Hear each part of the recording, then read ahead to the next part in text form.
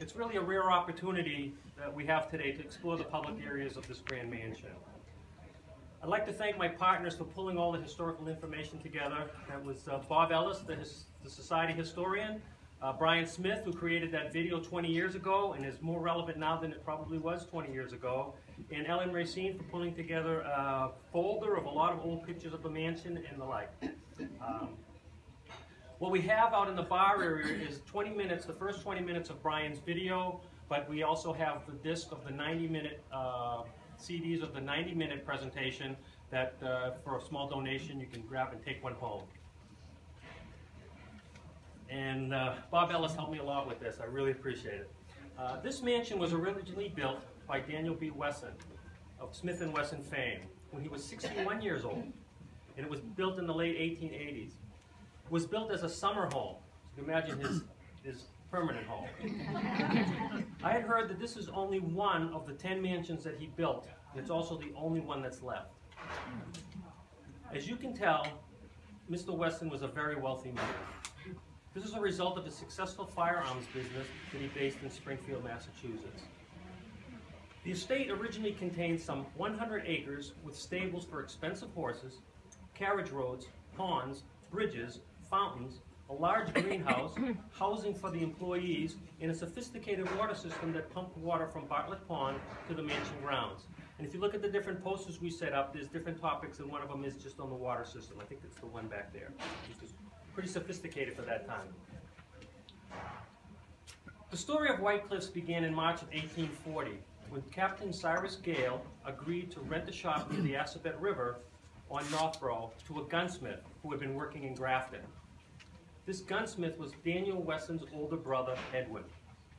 Edwin was already known as the best rifle maker in the area, and especially for target practice. In 1843, 3 years later, 18-year-old Daniel Wesson became his apprentice. While learning the trade, Daniel fell in love with Cynthia Hawes, who lived a bit further down the road on Main Street in Northborough. We know that her father did not believe that Daniel had much of a future.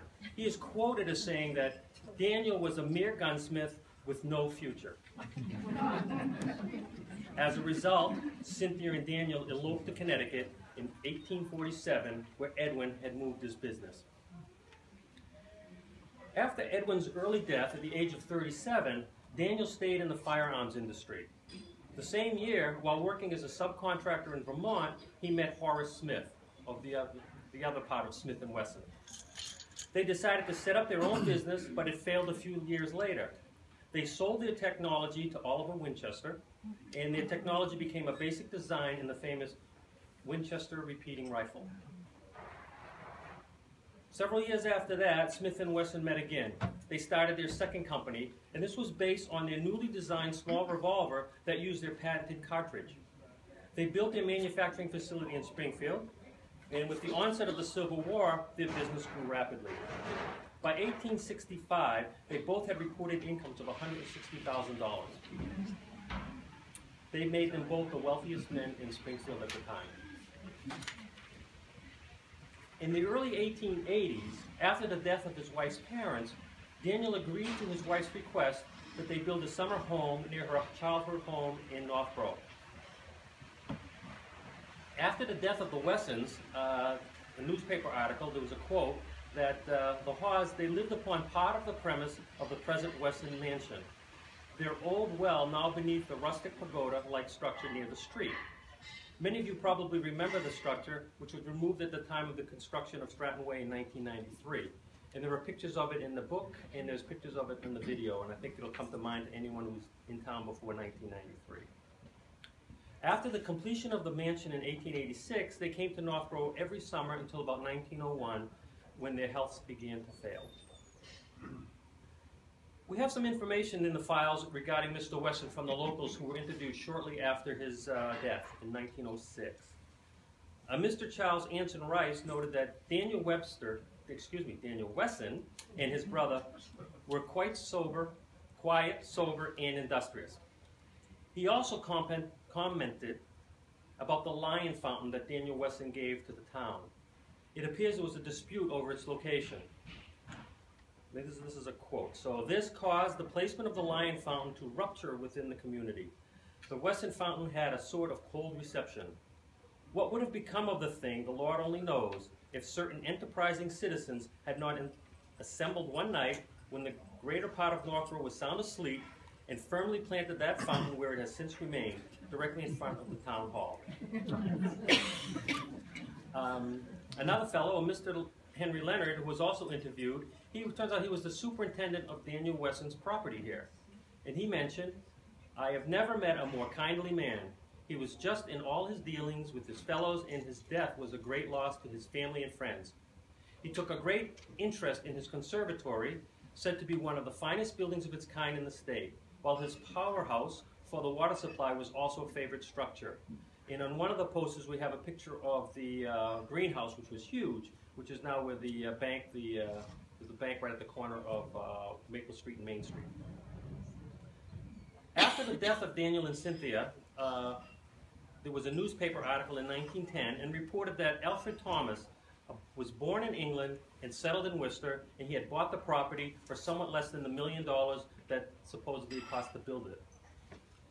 Thomas retained everything except the water rights at Bartlett Pond, because by this time, town water was available. He was quoted as saying that, "The place appealed to me because of its English style. The mansion looks like English, and the surrounding are decidedly English. I have a fancy for that kind of style. An Englishman is brought up to like trees and flowers about him, and that's just what appeals to me most on this property." And now, Hillary, is that true? Is it true? Well, this fellow bought the property because he was English, and this reminded him of being an Englishman. Doesn't look like my husband. That's too bad. So, Mr. Thomas, who bought it, he was a manufacturer and a vice president of the street railway in Worcester. And he used this also as a summer home. And he used it till 1926. At that point, the greenhouse was then sold and removed from the site. Thereafter, the White Cliffs had a whole variety of other owners, but essentially since World War II era, it served as a site for social functions, weddings, and as a restaurant. The large function room and kitchen in the back were added in 1969. I bet a lot of people here know about that. After World War II, Warren Drive and St. James Drive, they were built, and they were developed just on the outside of those large fences, that the stone walls that you see on Main Street. Wesson's buildings that are across Main Street and on Maple Street served as home for different businesses. The outer ring of White Cliffs, that gave way to the new street, Stratton Way, which kind of circles this building now, in 1993. At that time, some of the remaining features, such as the enclosed well near Main Street, the well-defined pool bed near the Assabet River, have all disappeared. We must now look at the old photographs and at Brian Smith's tape to see these old features. So on that note, I really leave you to look at the old photographs that we have on the table right here that we've collected. Look at the posters, Brian's video, and look at all the detail of the craftsmanship while you're in this building. And we can really appreciate the summer home of Daniel and Cynthia Wesson. Thank you.